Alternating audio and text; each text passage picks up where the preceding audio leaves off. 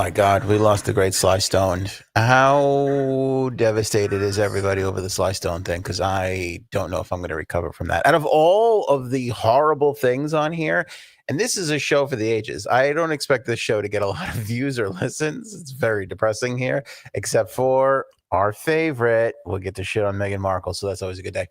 But there's a lot of depressing things in there.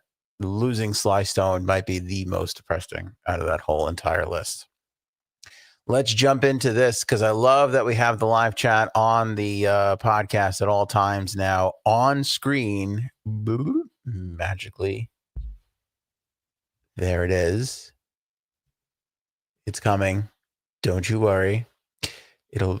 Oh, there we go. Thank you, Robin. Thanks. It helps. All the chats prior to me saying that don't show up, only when the new chats come in. So now that we have this, throw your favorite Sly and the Family Stone song in the chat, in the live chat right now. That's what I'd love to see from everybody. Favorite Sly and the Family Stone song in the chat. I wanna, let me be myself again. How could I, if you ever look up how Sly and the Family Stone spell, thank you for letting me be myself again, I feel like that's the excuse that I should use every time I misspell something on the show. I'm going to be like, oh, I'm just doing it how Sly would have done it. That's basically what's happening. This is how Sly would have done it if he were here writing the episode for you all. That's going to be my excuse from now on. I think that's going to be the deal. Lots to discuss. ICE riots, Diddy trial recap, more bad things from Diddy. RFK fires the entire vaccine CDC panel. I said the V word. Here we go. Gonna get banned. Meghan Markle looking to expand her empire. Coca Cola flavor coming back. That was a popular one at one time. The Tonys ratings were up. Of course, we'll remember Sly and the Family Stone. And I'm calling Blake Lively and Justin Baldoni Live-Doni from now on. So that sounds like Blake Lively and Justin Baldoni together. Also sounds like it could be some sort of a pastry that is the sequel to the Cronut. I'm not sure. Have you had the Cronut? They're delicious. Have you tried the Live-Doni, though? Those are just unbelievable. My friends, I don't know what you could call this other than a podcast.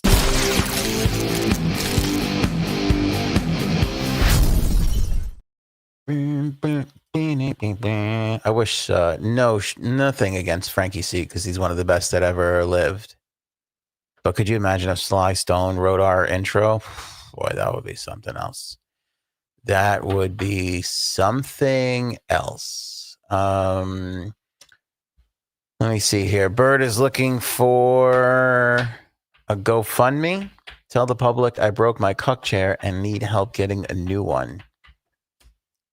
Nobody should have to bang a stranger in front of their significant other without that significant other sitting in the proper cuck chair. I will stand by Bird on this one.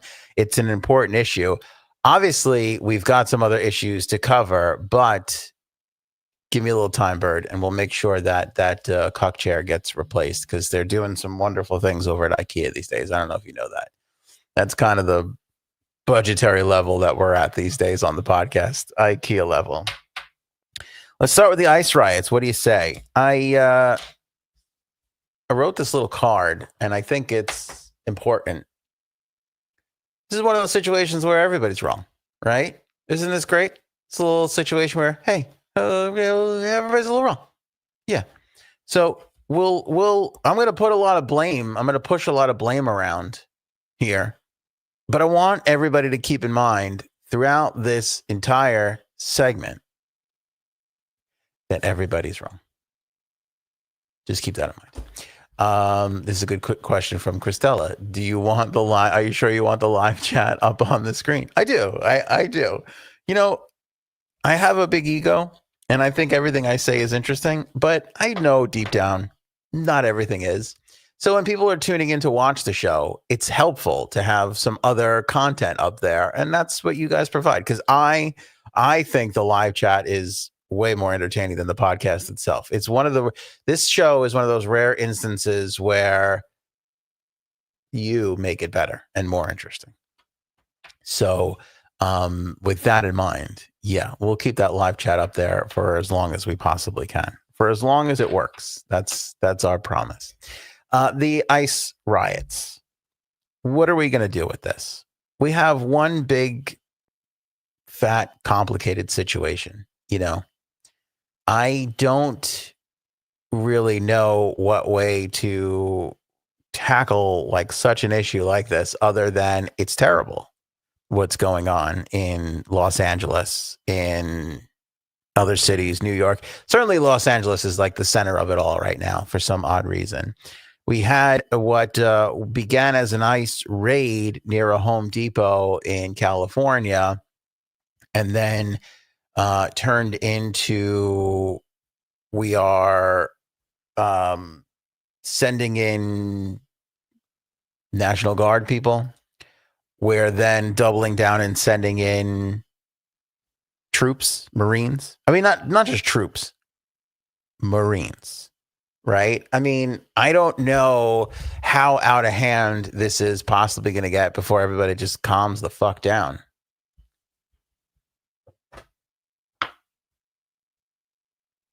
Gavin Newsom and Donald Trump are getting into it.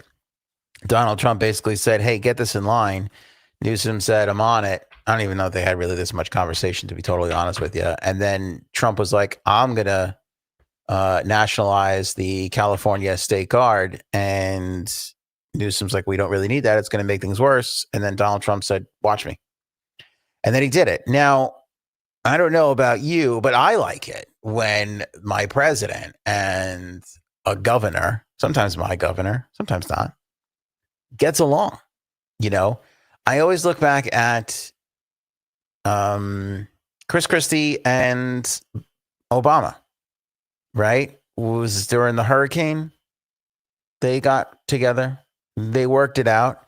If you remember during that time, I forget if it was Sandy or whatever. I forget which one did what, but one of the really bad hurricanes that like wiped out half of the Jersey Shore. I think we lost the situation in that one. I think that's what happened. I don't know who this guy is now claiming to be the situation. He's all like, oh, I'm drug free. I think the real situation died in that hurricane. Not from the hurricane, but from drug overdoses. And then we got replaced with the new, cleaner, sober situation, who I think is a robot. I haven't been able to confirm any of this, but I was talking with Aaron Rodgers, and he seems to think it makes sense. And that guy doesn't spread any lies. So I'm going to run with it. Anyway, those two, Christie and Obama, who couldn't be polar opposites in more ways than one, waist size and political party, both found a way to get along. And during that time, there were so many press conferences, and they were like, hey, you hate Obama. Why are you working with him? And Christie would be like, hey, I'm also the governor of the state and need federal resources mobilized to get things done. It's amazing to me. And again, one of those instances where I hate the media. And they're like, hey, why are you getting along with your political rival in the middle of a tragedy and a natural disaster when you need those two to get along the most?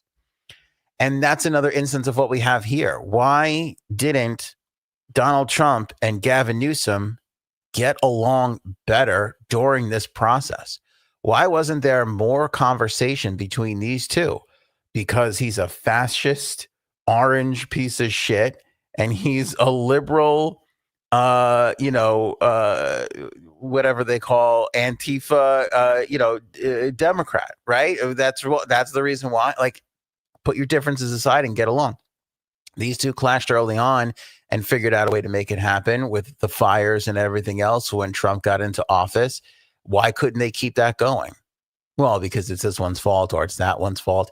I don't give a shit. It's your job to get along. It's your job to make it work. And this doesn't look good for anybody. And I'll tell you why. I think my theory here is, and bear with me, because I'll offend your side too, whichever side you're on. Trump moved super quickly because the headlines running into this were Elon says Trump is in the Epstein files. And Trump's not stupid. Trump knows, I'm just going to keep Christella comments up for the whole entire episode. Trump knows I have to get my name out of this particular 24-hour news cycle. I know. Let me mobilize the National Guard in California. It's a chance to embarrass Gavin Newsom, and it's a chance to show that I am the strong arm of the law once again.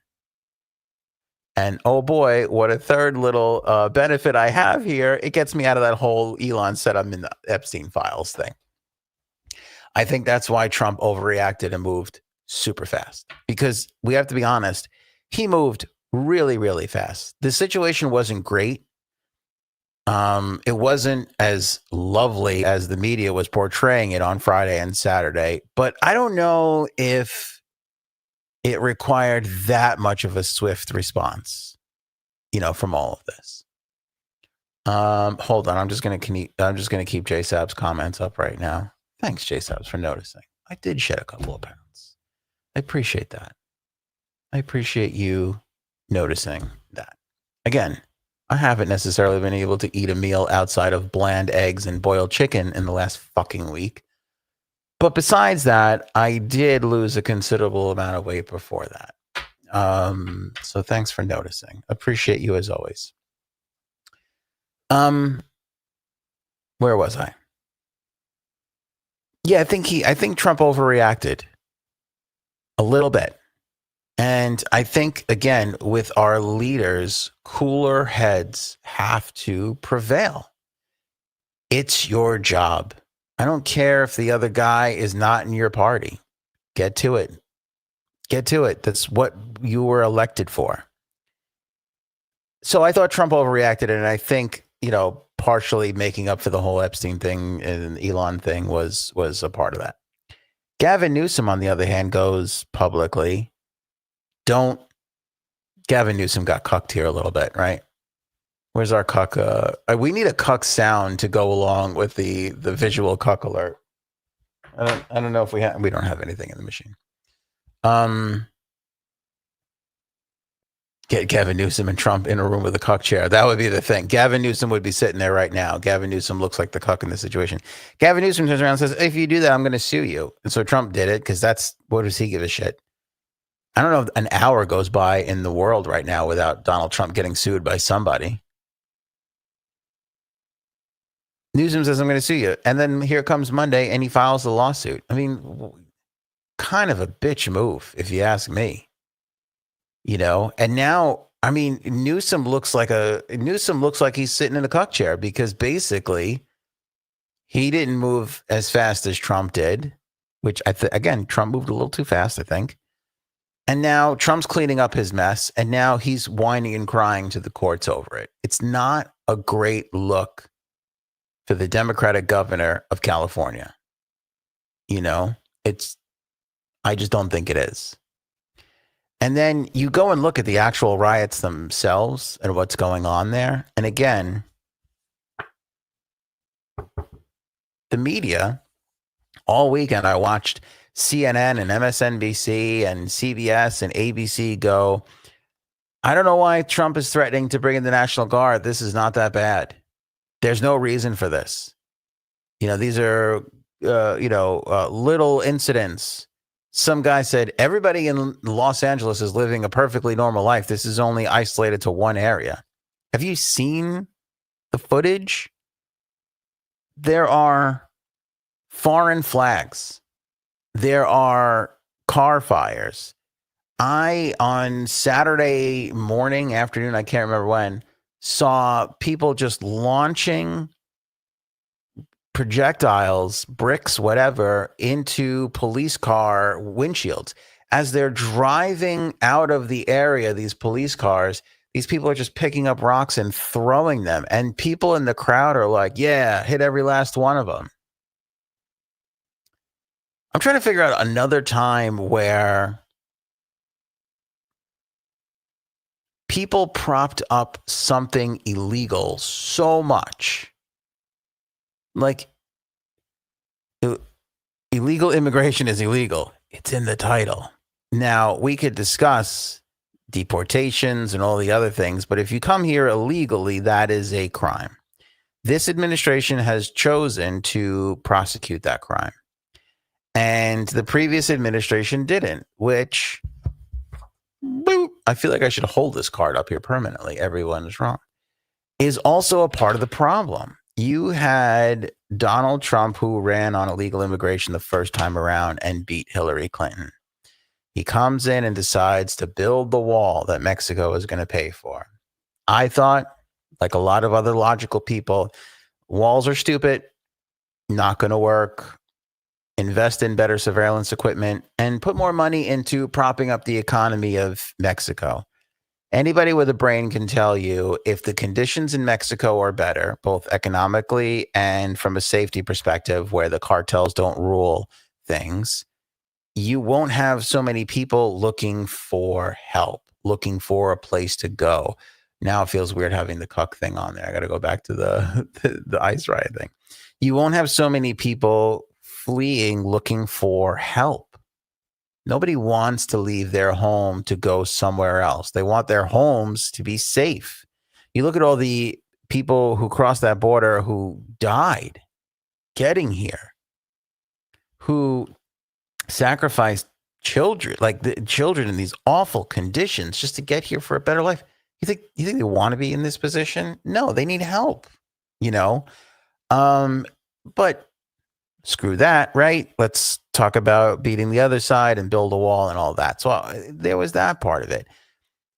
And it was an overreaction and maybe not a great way to go about the illegal immigration thing. Okay. All right, fine. So that was that. Then Donald Trump loses and Joe Biden comes in and he says, we're rolling back a lot of the Trump border regulations and law and the executive orders and all that stuff.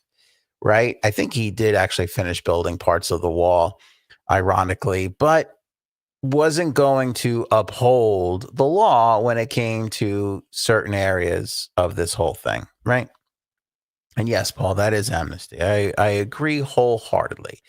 The problem, though, is you don't have a situation where you can allow people who really need it the most into the country in a fast manner because there's far too many people for what our system legally allows for, right? So they come here illegally.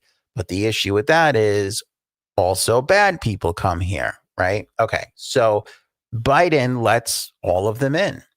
Biden, for 2 years, the first 2 years of his administration, lets an ungodly amount of people in. And what happens? Realistically, this isn't media swing. If you don't believe me, that's fine. Crime goes up. Crime goes up around the border. You have these horrific crimes. And putting aside the amount of crime that went up, the perception of crime goes up, meaning people are going to commit crimes. People are going to kill people. People are going to SA people and R people. I have to do this now. The way, do you know I have 2 TikTok videos that got strikes against them for just the stupidest thing? Like, you can't even warn people what's going on in the world anymore. They're striking your accounts. Like, we can't even talk about what Diddy has in his closet without it getting a community strike. I didn't fucking put that shit there. Social media has gotten so soft, and people are, you can't talk about this and you can't talk about guns and you can't talk about violence. Well, then how are you going to warn people? How are you going to warn the youth of America on social media that people like Diddy out there in the world exist and don't follow or idolize those people? Because you could get sucked into a problem. No, I know. Let's try and silence the creators that are out there telling people what's happening in the world. That'll fix it. That'll be better. Anyway, you have the perception, a lot driven by Donald Trump during his run, of, hey, this person was arrested for this crime and they're an illegal immigrant. This person was arrested for that crime and they're an illegal immigrant. They didn't focus on this person was arrested for this crime and they're from Tennessee, just a normal American citizen being a violent dick. They didn't focus on that. So they focused on the illegal immigrants, and they kept pushing and pushing and pushing, and they kept having these awful incidents where people were being R'd and SA'd and killed and all this stuff. And it creates this perception. And then it's one of the driving factors that helps Donald Trump come back into the White House. So now everybody's given him this, vote of confidence and this mandate of, we want you to fix this. And now he's out there fixing it, which again is part of the problem.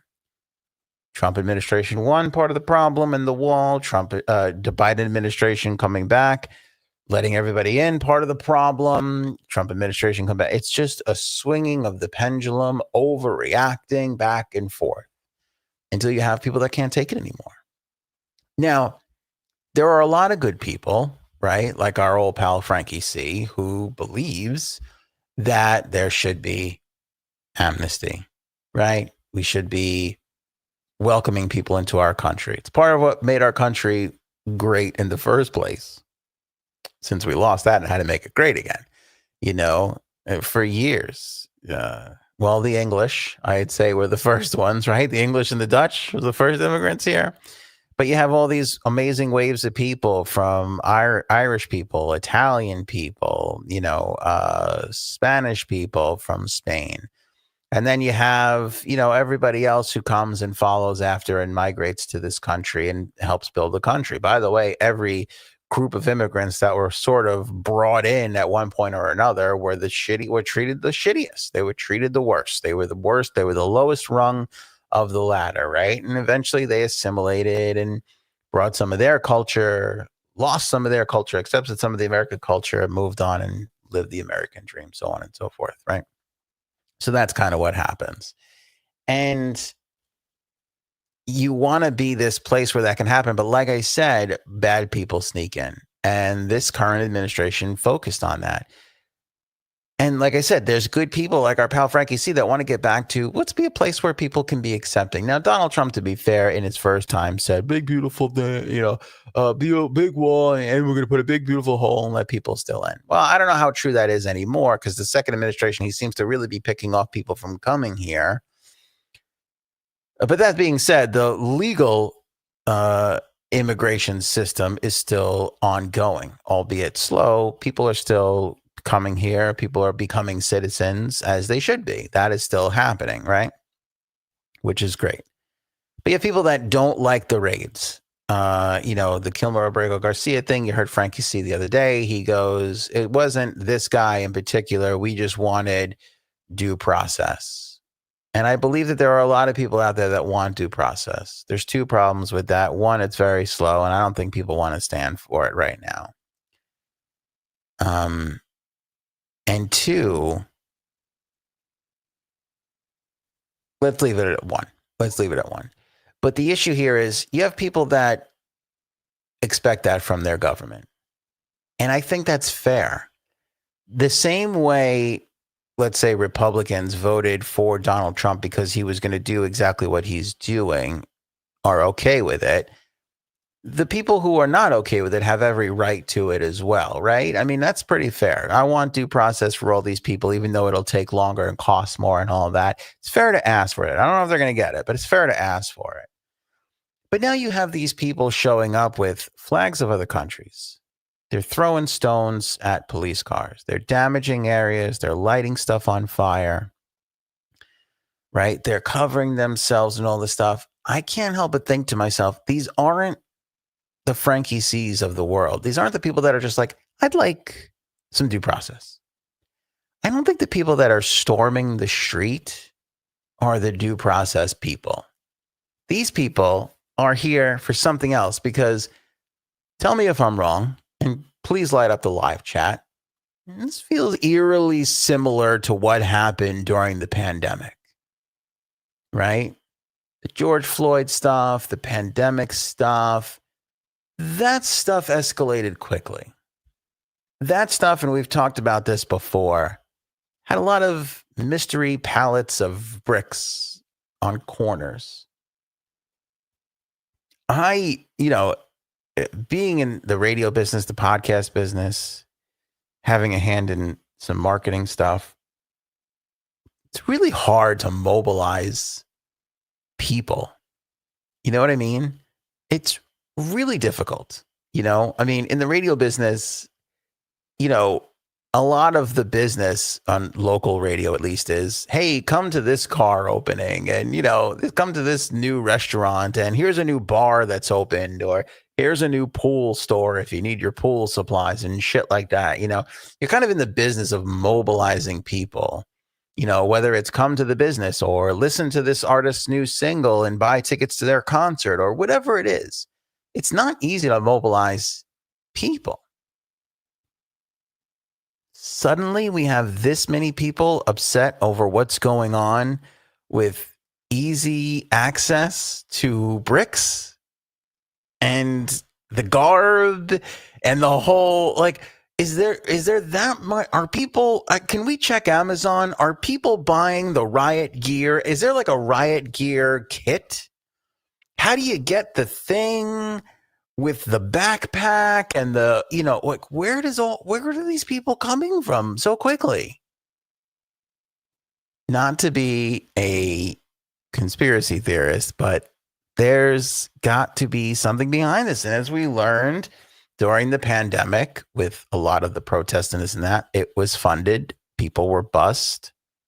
Again, this is all none of this has been confirmed, but you go on Twitter and there's lots of video with date stamps of an awful lot of cinder blocks on this corner close to this riot area in Los Angeles. How is that all happening?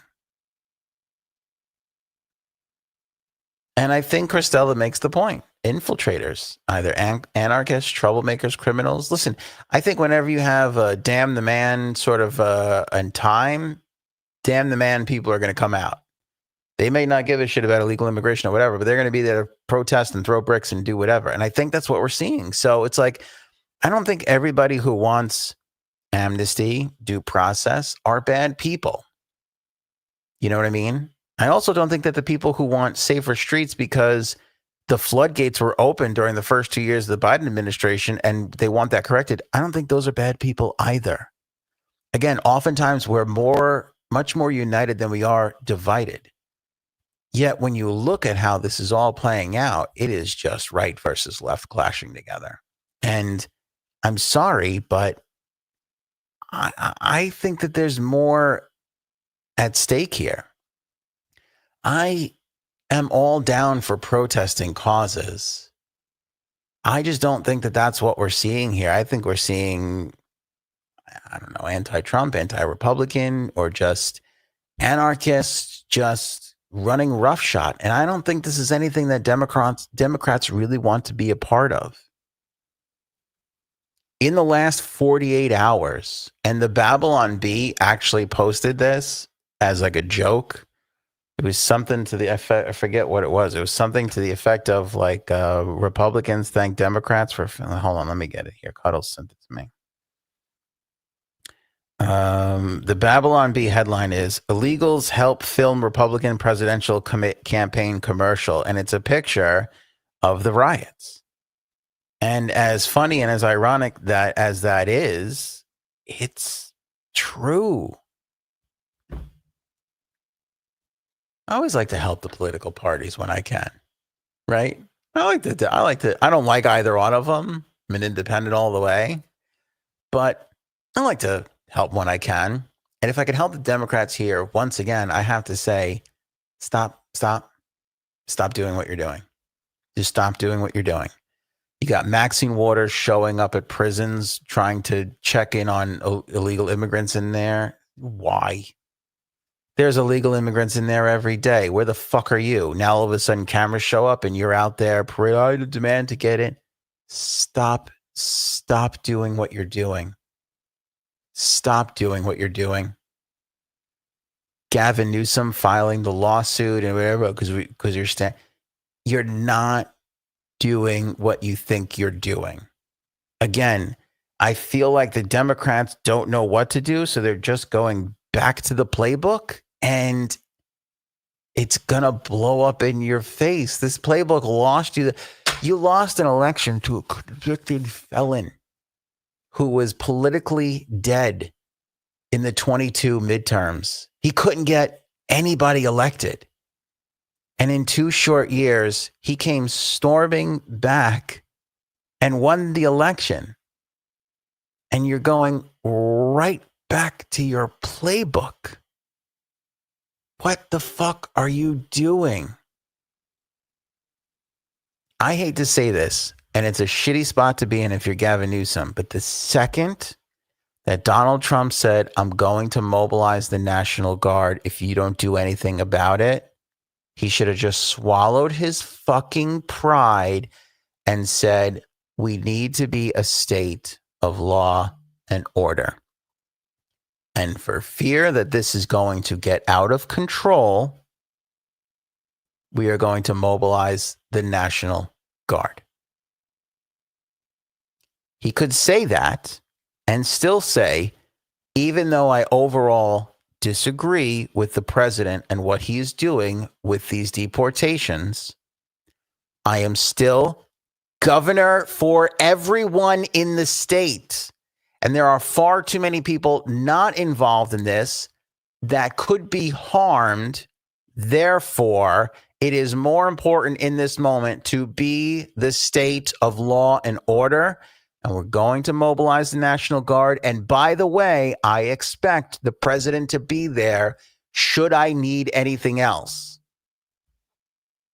I'm a podcaster. I'm not a politician.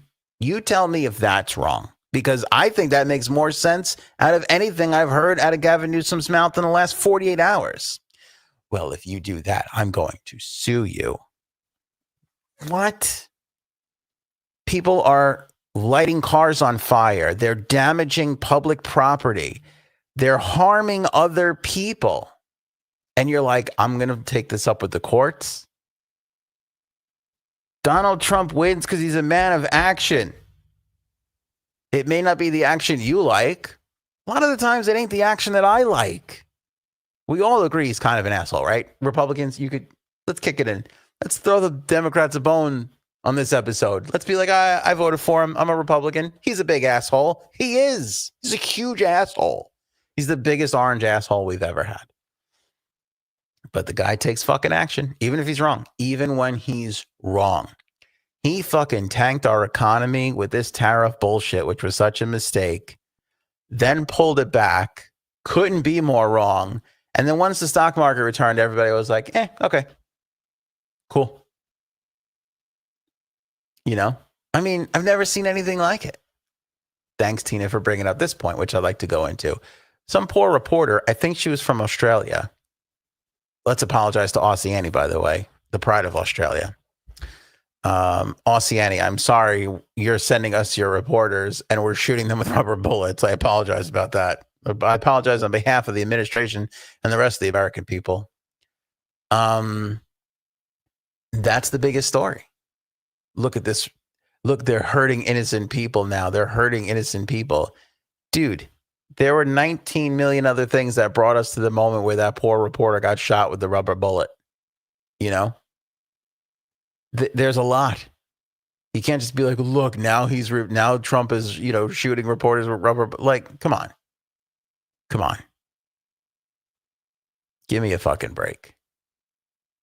The problem is, good point from Christella, Newsom's out of touch. The problem is Trump's the only one with balls anymore. He's the only one willing to do anything. The Democrats are so fucking scared to do anything. What would have been the harm if Newsom mobilized the National Guard? I'm afraid we might escalate it. Bro, when people start to take to the streets and throw shit at cop cars without fear, that shit's been already escalated. It's already been there. This escalation, you could already see it. It was already coming. It was already there. Go back to all the events I just said. Trump's reelection, Biden opening up the border, Trump beating Hillary on the wall promise. Like it's you're already past it. Make the rest of your citizens safe. That's how you govern. Because he's out there going, well, this is wrong for the administration to do because what they're doing to the illegal.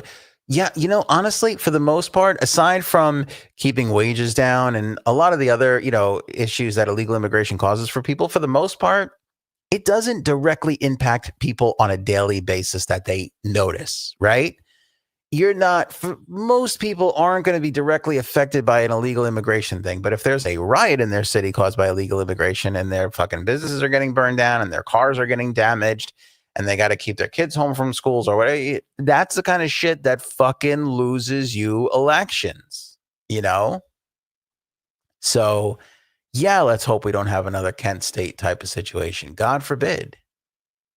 But going back to the past, speaking of which, by the way, you know, the media, again, they're a big part of the problem in this too. It's like, oh, isn't Trump horrible? Isn't Trump horrible? Go ask people in California right now who they like more. Because again, when push comes to shove,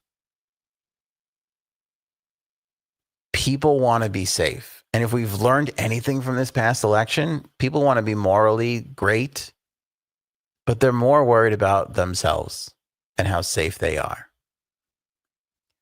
I did get a new light, Bird, and it's driving me crazy. I didn't get a new light. It's the new camera and the lens, and it's driving me crazy because the old lighting is not working.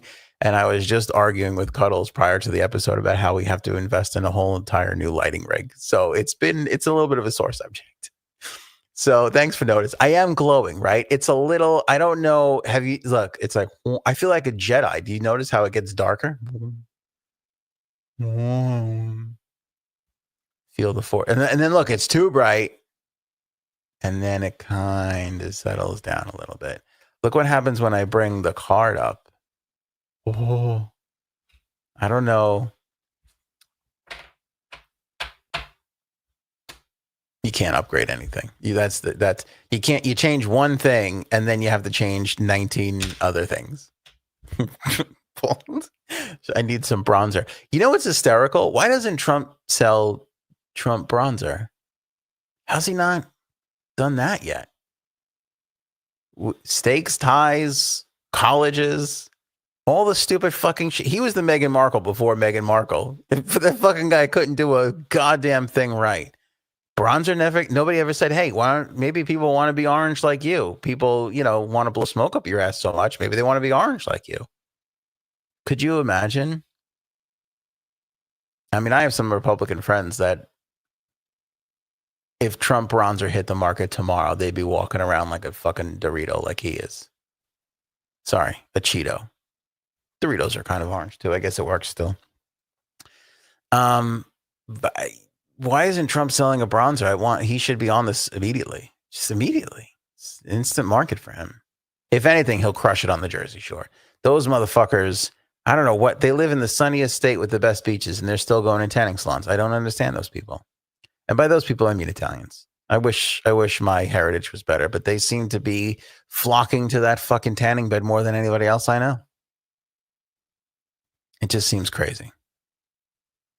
So anyway, it's always, they tell you in broadcasting school, take a stance and go with it and don't bend or break. But the truth of the matter is, this is a ball full of knots of bullshit with everybody at fault for one reason or another. Again, you can make the claim that Trump's being strong and he's a man of action, and he's going to get credit for that too. But at the same time, let's not overlook the fact that this motherfucker had to get his name out of the 24-hour news cycle with Epstein and Elon, because that looked really bad for him. And let's also be honest, things in the administration are not going well. Practically everything that Elon did with Doge is getting rolled back. They're out there rehiring all the people that they fired. I shouldn't say all. They're probably going to at the end of it all, but all of it. This administration really hasn't gotten much right. You know what I mean? Illegal immigration aside, the tariffs and the economy, this big, beautiful bill is a fucking nightmare that nobody seems to love except for Mike Johnson, who's just trying to do what his master's telling him. The Doge stuff. I mean, even Elon is like, what did we do all this stuff for? And what a dumb way to tackle all of that. It could have used a little bit more precision from the beginning. I said in the beginning, and I stand by this too, let's give Doge a chance. I think Donald Trump should get credit for trying to make the government more efficient. But that's where the credit ends.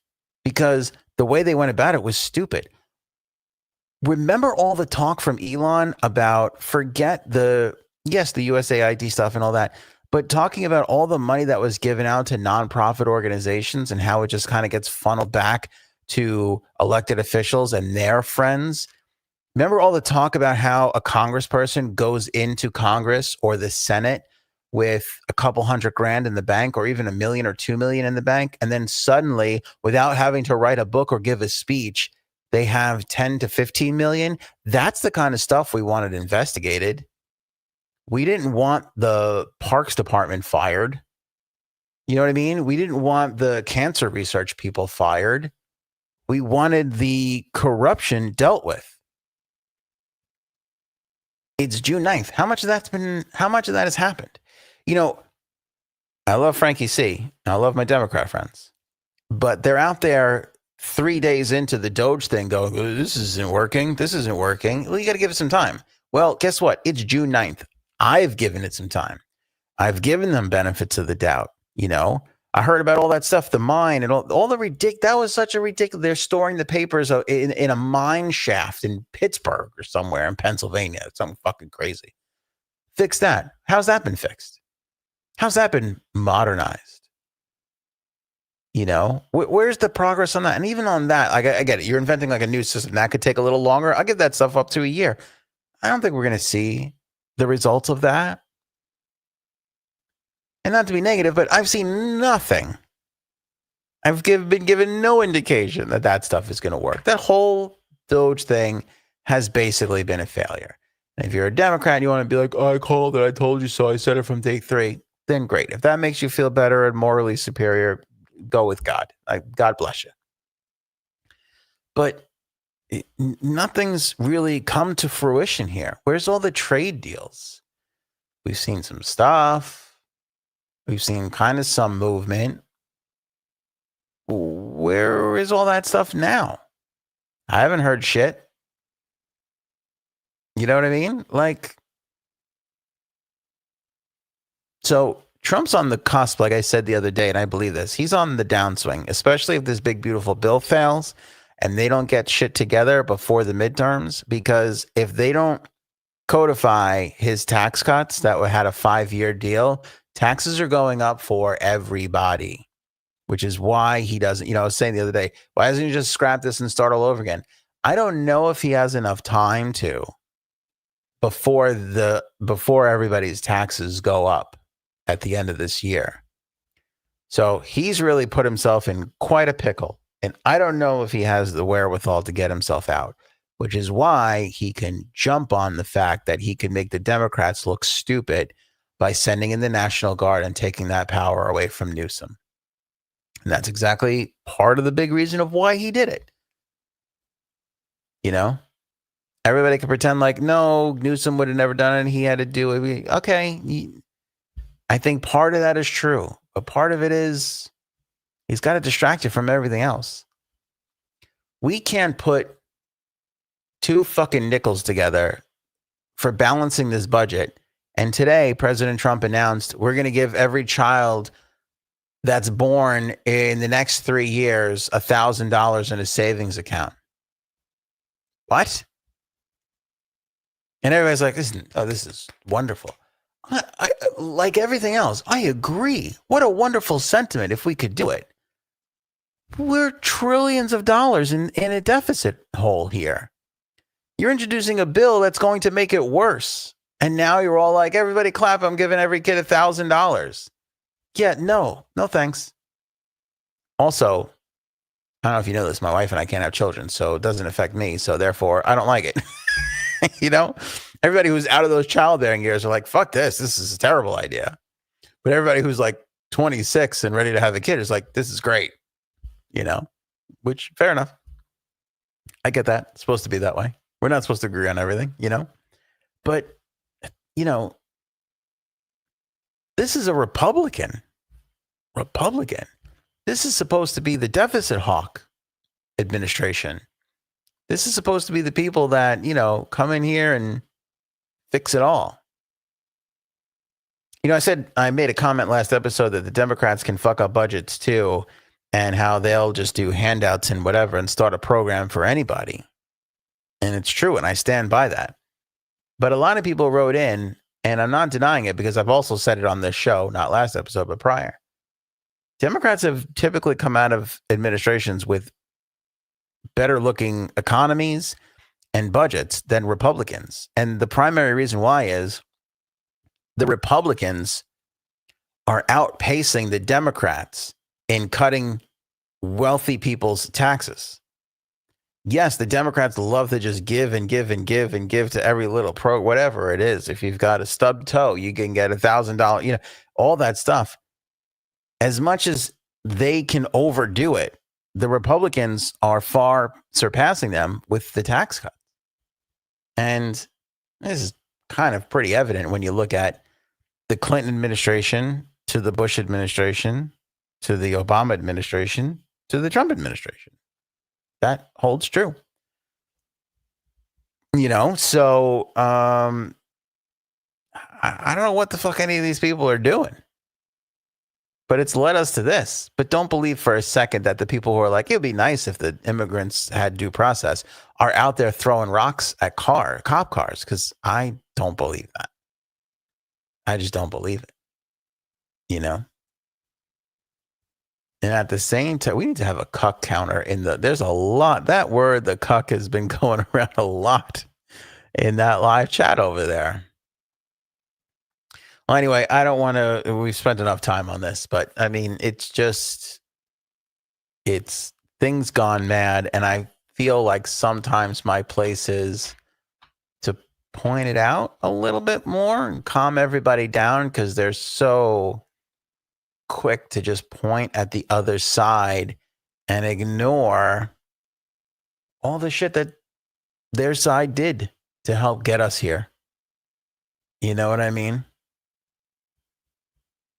And it's June 9th, and we're still waiting for those Epstein files. But anyway, the Diddy trial.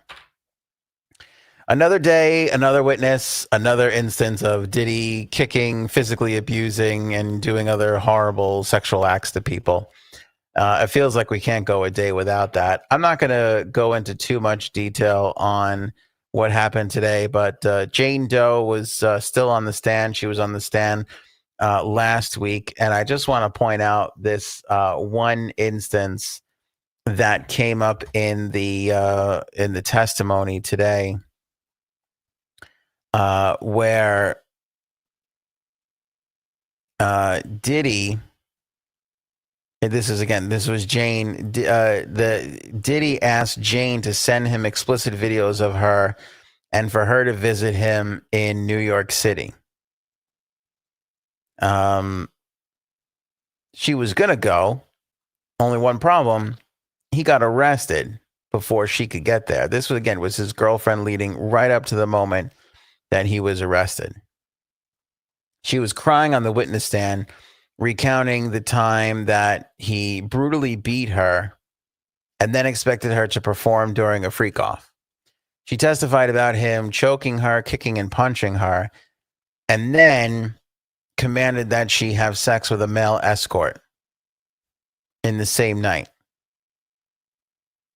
He then pressured her to take an ecstasy pill, saying, take this fucking pill. You're not going to ruin my fucking night.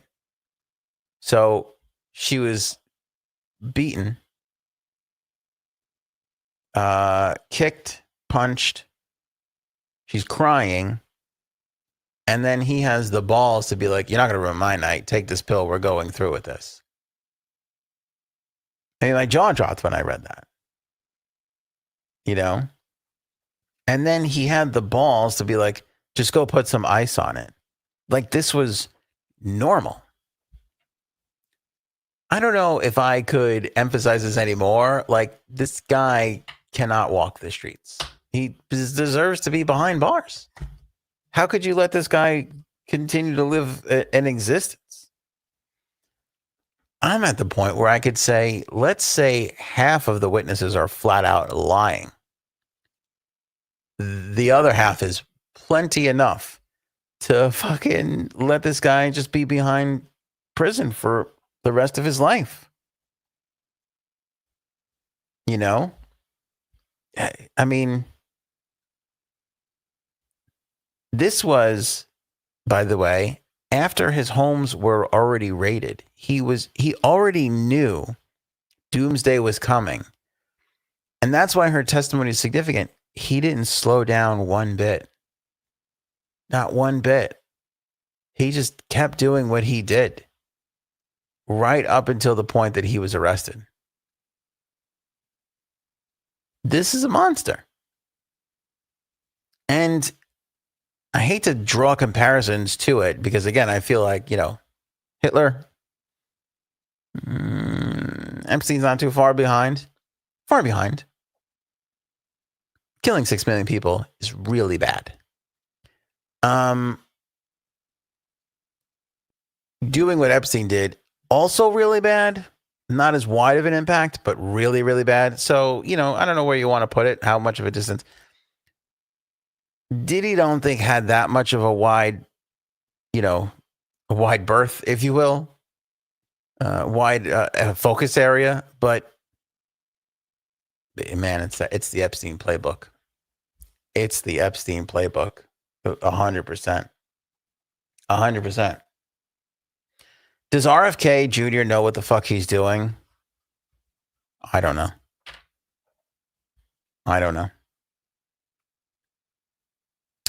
Today,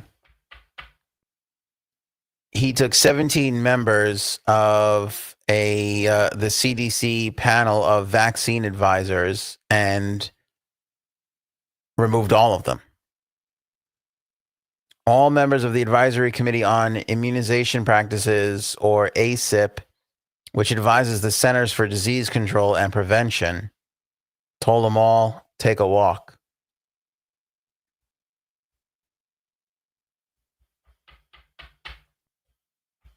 I don't know. 17 members. Kennedy said in an opinion piece in the Wall Street Journal today, a clean sweep is needed to reestablish public confidence in vaccine science. Public confidence, one could argue that he helped erode. To be fair, a lot of the stuff he said was taken out of context, and a lot of the stuff wasn't. So he's removing all the members of this ASAP committee, ACIP. The group reviews vaccine data and makes recommendations that determine who is eligible for shots and whether insurers should cover them, among other efforts. ACIP members are independent medical and public experts who make recommendations based on rigorous scientific review and evidence. The CDC director has to sign off on those recommendations for them to become official policy, right? That's basically how it all works. It's not clear who Kennedy will appoint to the new group. In his release, HHS said ACIP will still hold a planned meeting from June 25th to June 27th. So sounds like he plans on replacing all 17 people within the next 26 days. Between June 25th and June 27th, they'll be making their recommendations. A person familiar with the matter told CNBC that the new members will run that meeting. The advisor overhaul is the latest move by Kennedy, a prominent vaccine skeptic, to change and potentially undermine vaccinations in the U.S. Since he took the helm at HHS under Kennedy, HHS stopped recommending routine COVID-19s for vaccines for healthy children and healthy pregnant women, and canceled programs intended to discover new vaccines to prevent future pandemics, among other changes. Kennedy said Monday the HHS will put restoration of public trust above any pro or anti-vaccine agenda. I agree that healthy children and healthy pregnant women don't need to be vaccinated against the COVID-19 virus. Not a lot of people are dying from that anymore. I don't know how to tell some people this, but it is no longer 2020 and no longer 2021. We had a lot of issues with myocarditis. I'm no expert within children. I can just tell you personally, as a father of two, I was, during 2020 and 2021, under the wait and see what happens feeling with the vaccine. I'm talking to you as somebody who was vaccinated and boosted, right? I forget what it was, once or twice. I forget what the procedure was, but I got it, was happy to do it, felt like it was a civic duty, wasn't one of these tinfoil hat people who were like, they're fucking trying to kill her, whatever. J Sabs didn't do it. She had her reasons. I understand. Frankie C did. He had his reasons. I understand. For me, it was like, I can do this if it'll help us get back, even if it doesn't. Even if it doesn't prevent the spread, it just lessens the things, whatever the fuck. Fine. I have elderly parents. I was happy to do it. No big deal. My kids were a different story. I felt that there wasn't enough evidence at the time for the kids. I felt with my kids being mask wearers and, space people, and they were home from school and all that stuff. They did the whole thing and all that shit. I thought that was fine enough. My kids did catch COVID. They were fine. They recovered from it. I have 2 older parents. If they asked me tomorrow, should I get the vaccine in? I would say yes. You have a lot of pre-existing conditions. Go get that vaccine. Go on with your bad self. I don't think it is groundbreaking or a health emergency to vaccinate a perfectly healthy child. There was a time there where I was like, I don't know if we're sure what the long-term effects of COVID are in children. We're 4 years removed from my children having it for the first time, and they seem fine. I mean, they don't seem to be able to clean up after themselves. They don't want to help their mother and father do anything ever. They seem hooked on video games. I don't know if those are COVID related as much as they're 8 and 10-year-old related. But,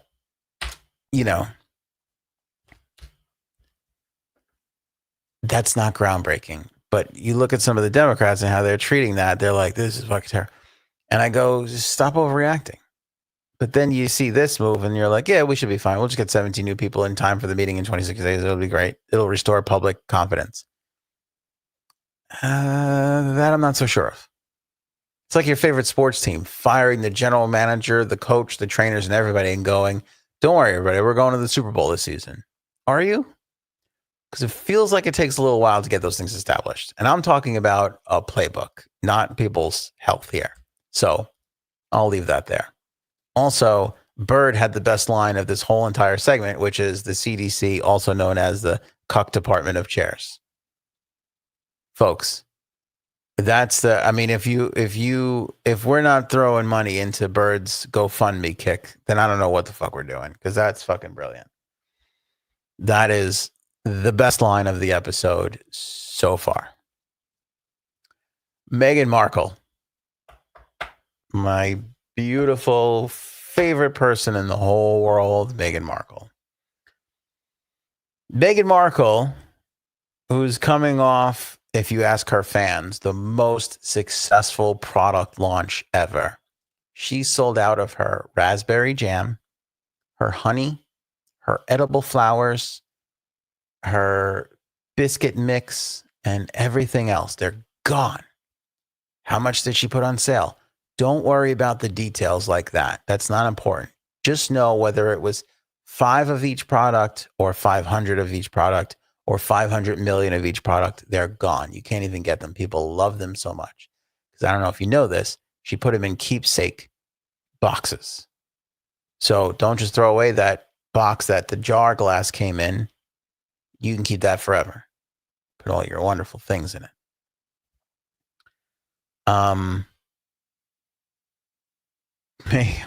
Meghan Markle is the dumbest fuck. Now that I think about it, she's literally, because Trump came first. She's literally using Trump's playbook. It's like, whatever I can put my stupid name on. Well, whatever.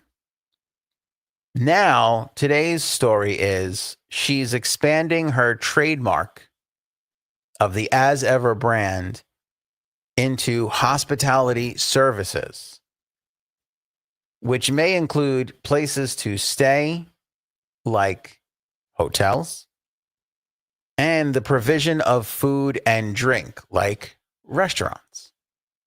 So her launch of her raspberry jam, again, I don't know if she sold 5 or 500 million.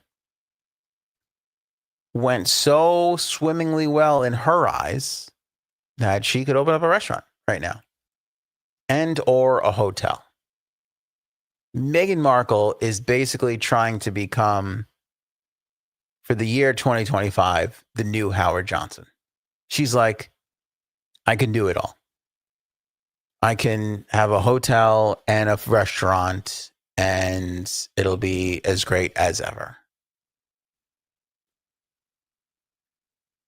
I don't know.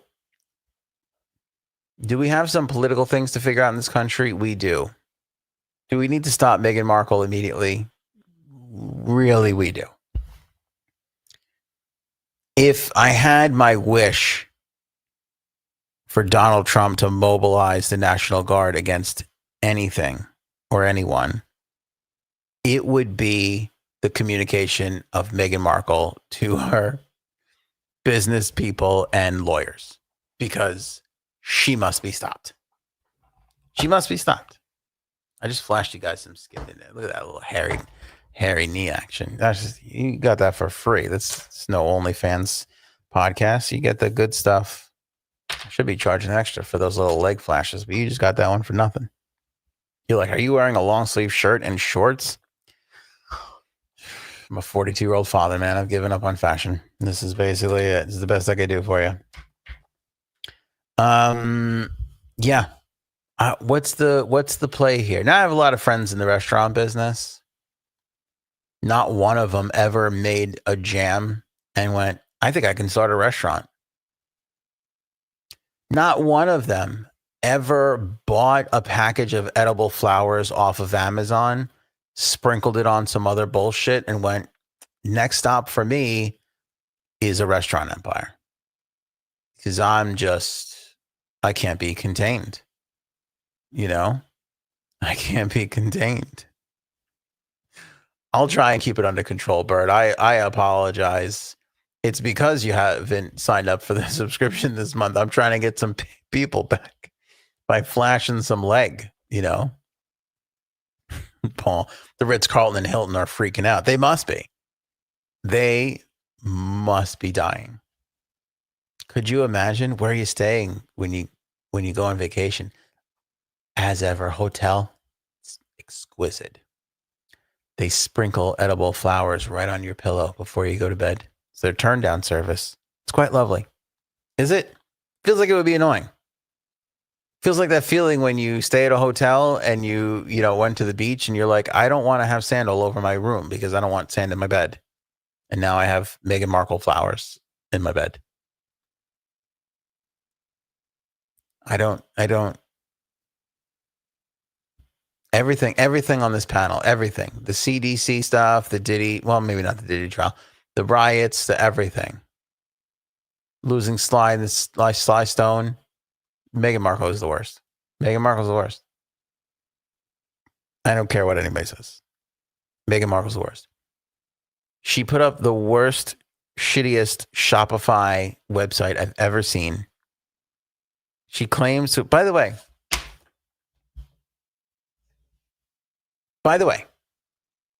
in the era of social media, can you point me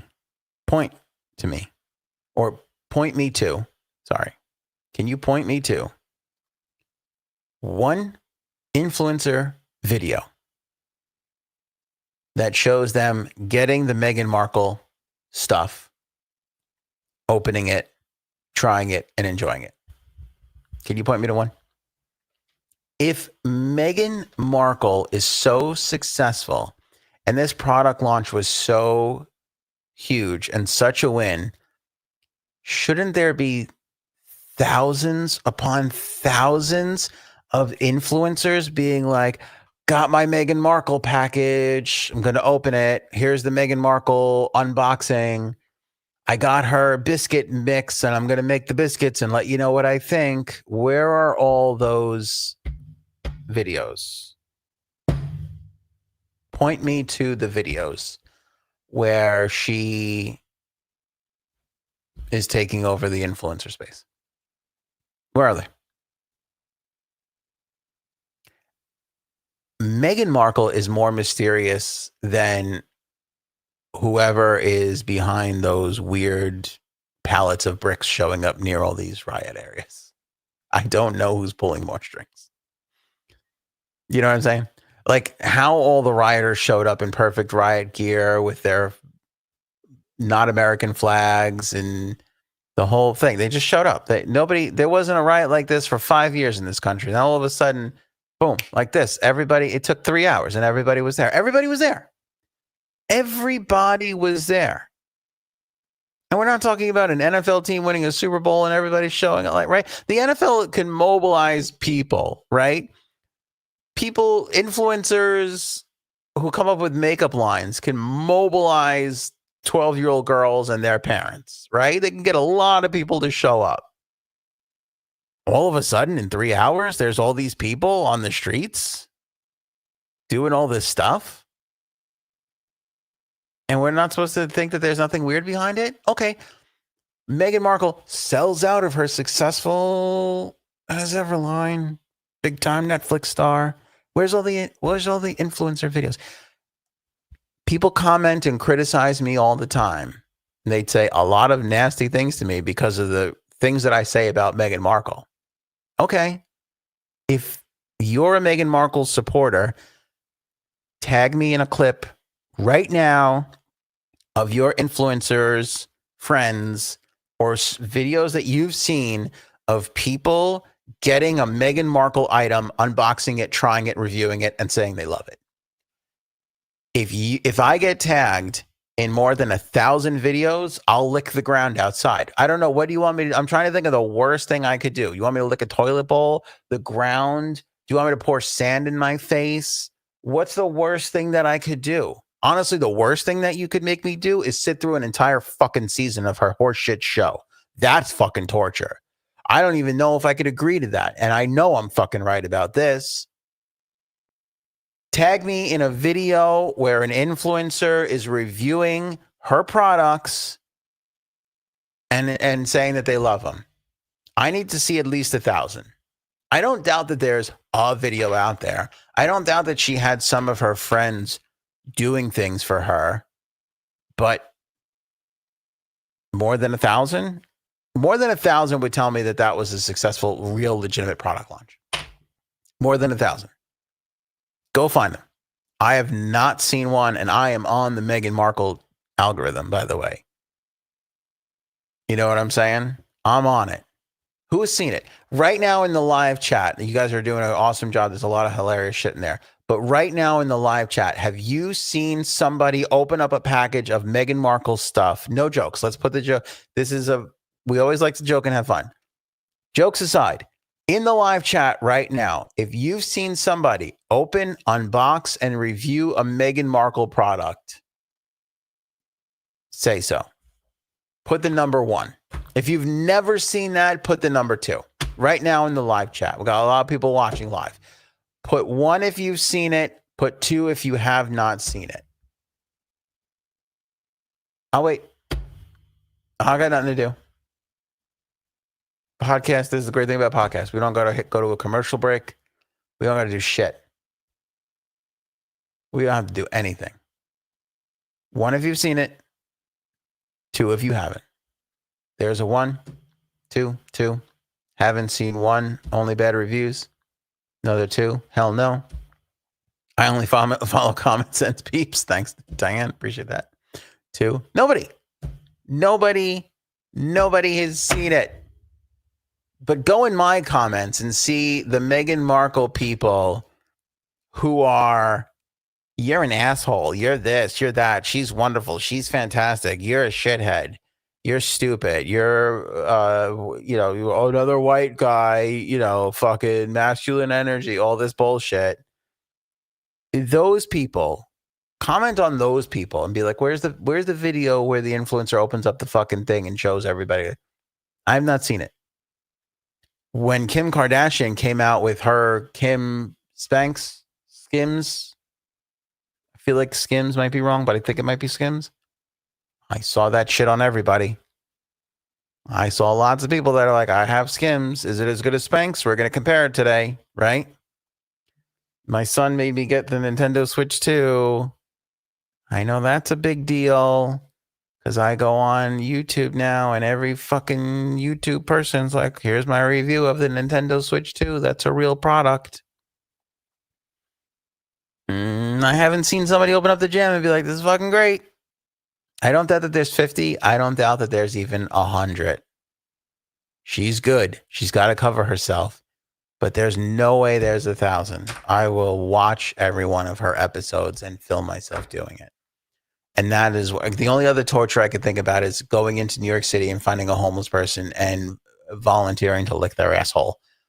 That used to be my worst nightmare. And now it's sitting down for 8 episodes of Meghan Markle's show from start to finish. That's actually worse. I'd rather lick a homeless person's asshole. It's not easy for me to say. Coca Cola is bringing back a new flavor. Speaking of licking asshole. Speaking of that good old asshole flavor, taste. They're bringing back Diet Cherry Coke. I had no idea that it was gone. I didn't know that we left the Diet Cherry Coke back in the pandemic. They discontinued it in 2020. At some point during the pandemic, they thought that Diet Cherry Coke shit's got to stop. And so they pulled it away. And now, 2025, here we come. They're going to bring it back. Diet Cherry Coke is coming back, but not for long. It's just going to be a limited time offer, as they say. I don't know why they're doing that. People were upset. Fans were like excited to have it back. And they're like, well, why bring it back at all if you're just going to, I don't know. I feel like sometimes they say companies like this say that this way they can get everybody to rush out and buy it as much as possible. And then they can be like, okay, well, maybe there is a market here. You know, again, supply and demand. Just look at Meghan Markle's playbook. Same deal. I'm not entirely sure, but the Diet Cherry Coke is coming back. I got to be honest with you. Since I have Bobby in my life and the Bobby Approves app, I can't drink soda anymore. I just can't fucking do it. I don't know how people are drinking soda. I don't know how they're doing it. I can't even, I just can't. And I used to like that carbonated water stuff. What was that shit? Spindrift? I still stand by Spindrift. It's a good company. They don't put bullshit in their drinks. I can't even drink that shit anymore. I just need water all the time. Just nonstop water. What a good time for a water break. I don't even, yeah. I don't know how people can put that shit in their body, those fucking things. The Tonys got a big boost in the ratings, which I was excited to see. I like the Tonys. I like Broadway. You need art. You need art. Some of these people, yeah, well, whatever, the woke Broadway fucking bullshit. No, you need art. Stop being such a pain in the ass. Deadline says the awards were up 38% from 2024, which is pretty good. 38% is a big jump. I didn't get to see it. Harvey Fierstein got the Lifetime Achievement Award. I love that motherfucker. That guy's great. Even if we're just going to take his small little role in Mrs. Doubtfire, he should have gotten the Lifetime Achievement Award he should have been EGOT, Lifetime Achievement, just for that role alone. But up 38% from 2024. It's the best audience on CBS in 6 years. I didn't watch it, but I understand that there was a Hamilton reunion. It's got to be because of that. Everybody fucking loves Hamilton. And everybody wants to see that original cast come back and do that show. I don't have the exact breakdowns of what, and maybe it's Cynthia Erivo, even though I don't like the shape of her head, weirds me out a little bit. I don't really like her.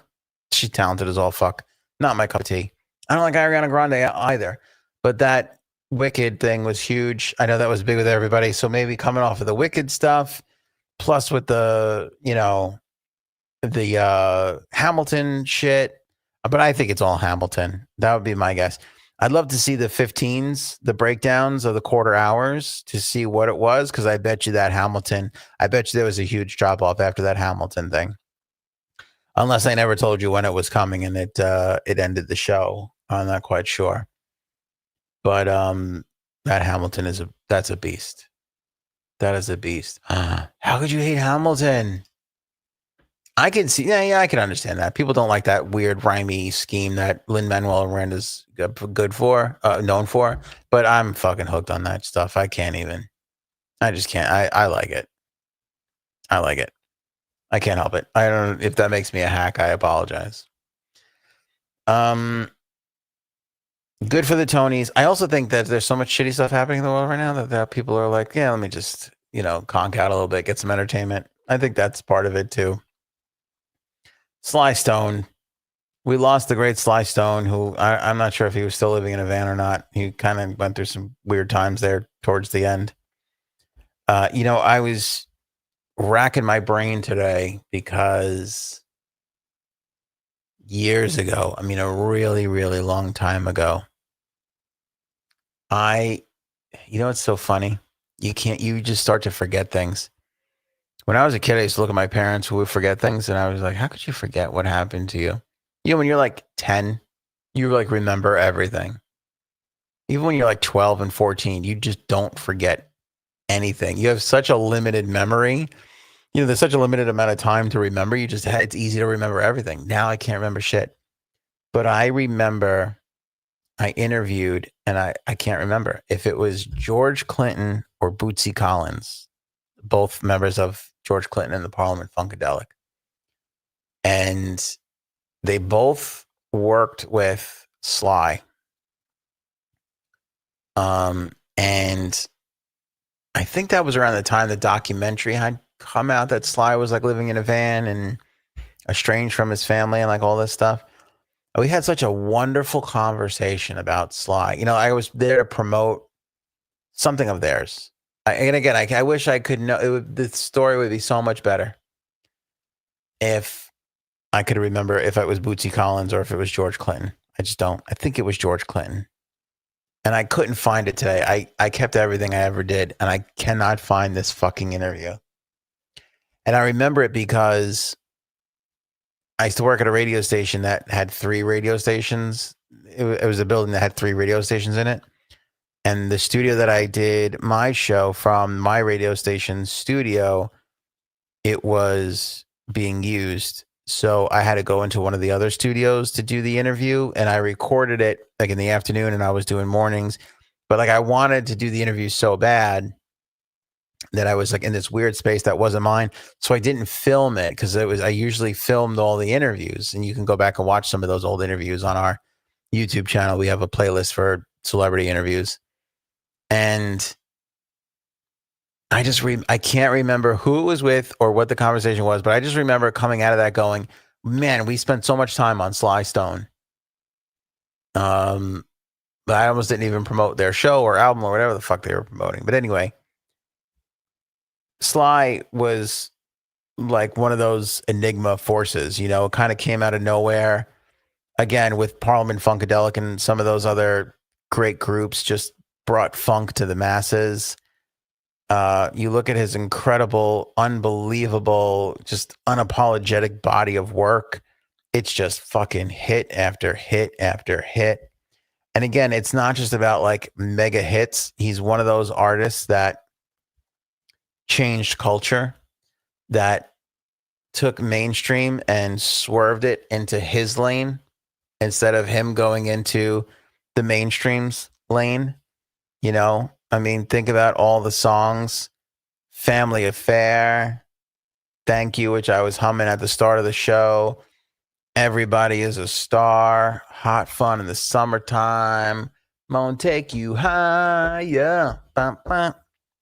Dance to the Music, Stand, Just Like a Baby. I mean, Are You Ready? There's so much unbelievable material in the Sly and the Family Stone catalog. Influential shit that still sticks around today. I mean, there's still car commercials with fucking everyday people on it. Dude was a legend. Sad to lose people like that, especially with all the bullshit going on in the world. But nice to have those moments where you could think back at the influence He's a rock and roll Hall of Famer. That this guy brought to our world, and just be thankful that he was there. And go listen. Go listen to his records. Again, Just Like a Baby, Stand. You can go back to Que Sera, If You Want Me to Stay, Family Affair. I'm going through it. I'm trying to find my faves.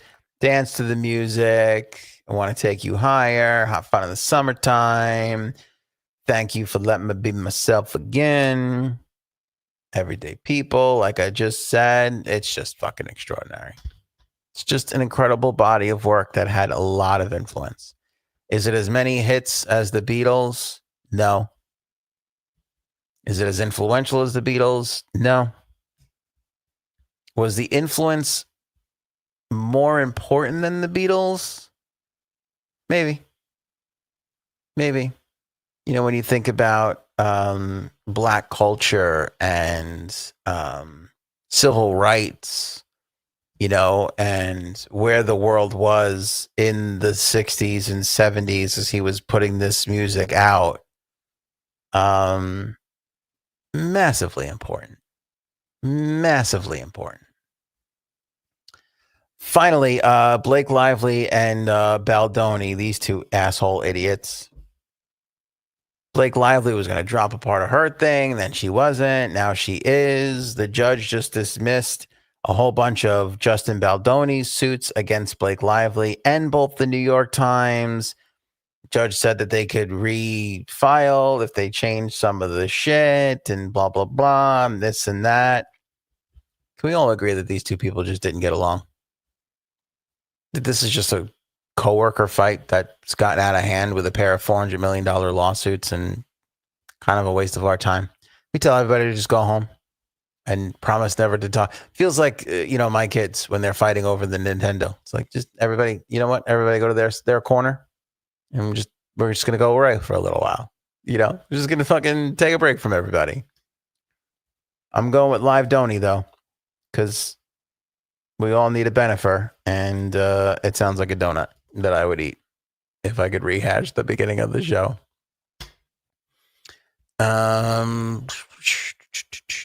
Let's see here. Comments have been awesome all episode. Appreciate you guys as always. I wish we can go out on a Sly and the Family Stone track. I would love to do that. But like I said, I've been bombarded by social media. I'm really getting pissed off with them. Hold on, I knocked something out here. I knocked the whole we're not going to have our outro music if I don't plug that thing in. We got a community strike. I have to do this before as we go here. We got a community strike on TikTok because one of the Diddy videos that we shared had a bullet in it. God forbid people see a bullet. Oh no. They come up with these rules like, hey, don't glorify bad things. Okay, I can get down with that, but there's no context to it whatsoever. It's like, this is what this animal was doing, and we can't warn the world about it. Okay. Yet some YouTuber shot some other YouTuber on a live stream, and I saw that video 15 times on TikTok. Did you guys see that? Dude pulled a gun out and fired a gun. His wife or his girlfriend or something was screaming. She couldn't believe the shock on her face. This guy's live streaming on the Vegas Strip. The camera's, he's in front of it, just like I am. And the strip is behind him. This dude walks up, starts open fire at a gun. You can see it right at the guy. The guy goes off camera. His girlfriend goes over and grabs the camera. She doesn't even know what to do. She goes, "Are you kidding me?" Like she's in shock. Dude killed the guy right there. I watched it all on TikTok. But no, I'm the problem. I bet you I put this clip on TikTok and I'll get another community strike. Yet all of those videos are running roughshod on TikTok right now. I talked about, and we released a video. Frank and I are both in this one where we're discussing Epstein's getting Epsteined in prison, and that was removed. Are you ready for this? Because of integrity and authenticity. So we can't wonder aloud or question normal convention on by far the most questionable thing that we have right now, which is how this guy's life was ended. That can't be done on TikTok anymore. Again, how are you going to warn people? And then you go for these appeals and whatever. It doesn't work. There's all fucking bots running this stuff. It's insane. Nothing pains me more to come on here and have to censor this, but clips are an essential part of the podcast world right now. Can't do without it. Frank one day, I forget if I was censoring transgender or gay, or I forget what I like kind of censored. And Frank's like, why are you not okay to say that? I'm like, I'm happy to say gay, transgender. I don't give a fuck. But you say a certain thing and it puts you in this bucket that limits your audience. It's like, what are we supposed to do? We're supposed to be the people telling everybody stuff, and we can't get shit out there. And yet, you could watch somebody end somebody else's life. How is that not gun violence? I don't get it. I don't get it. And TikTok was supposed to be the democratization of social media. TikTok was supposed to be the, all the other social media platforms had sold out, but not TikTok. Well, that's not really the case anymore. They're just as bad as anybody else at this current moment. They don't know what the fuck they're doing. I don't know. Yeah, we want to be the podcast for the trans cuck community. You got that right, Paul. Way to point that out. You won't see this clip on TikTok. If I put this clip on TikTok, I have to blur this out and beep every second word of what I'm saying. Maybe we'll do that just for a goof. Here's how TikTok wants the world to communicate. Thanks everybody for a great time. Show me potato salad. No Wednesday show, by the way. Sorry. Maybe we should go now. We'll catch up, though. Don't worry.